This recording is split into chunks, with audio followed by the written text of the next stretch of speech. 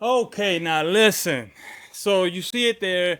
It pretty much is almost like a done deal, right? You have Loma versus Gervonta Tank Davis potentially. Now, if you're new to the channel, remember coming here for the first time, glad to have you. Now, it is too early for me to, quite frankly, start breaking down this fight, right?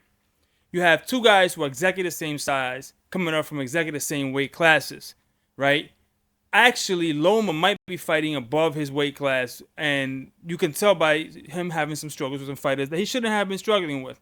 In cases, one of his last fights with Devin Haney, it was a very close fight. You could have argued it was a Loma win, but the fact that it was close, you can't really argue whether it was a Loma win or whether it was a Haney win, right?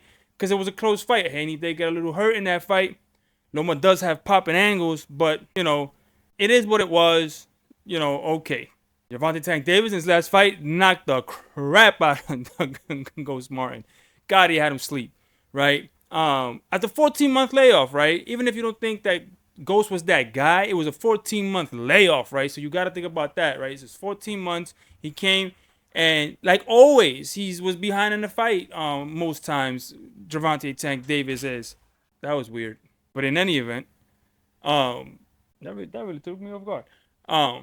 But the point being is that he came back after 14 months, did what he always did, fall behind as he's figuring out a very dangerous, possibly dangerous fighter, gets him in the end, knocks him the hell out. It happens. It's Gervonta Tank Davis. The only thing about this fight is that Loma's fighting, I think, 5 pounds north of where he should have been.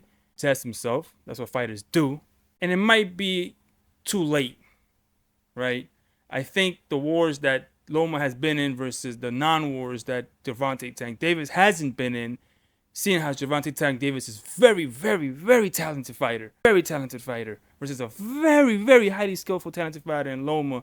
The age gap, the shot worn of Loma, right now, I'm leaning towards Gervonta Tank Davis stopping Lomachenko probably in the 10th round. I think he wears him down right now. This can change later. I have to see how the training camp is going for Loma, right? How he is looking.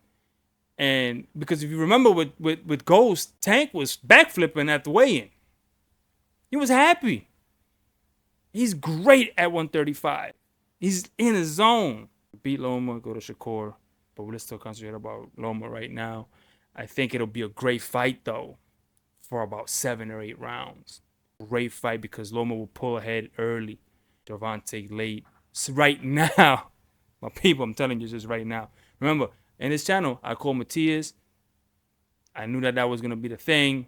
And I called the Benavidez. Everybody knew Benavidez was going to be the guy to win. Except one guy, one of my commenters in the whole other video said that he bet $3,000 to $5,000 on Vazdik. Hope he got doesn't know this bookie. But anyway, let me know in the comments below. What do you think? This fight too late in the game? Just right? Who do you got right now? Will it change later? Let me know in the comments down below.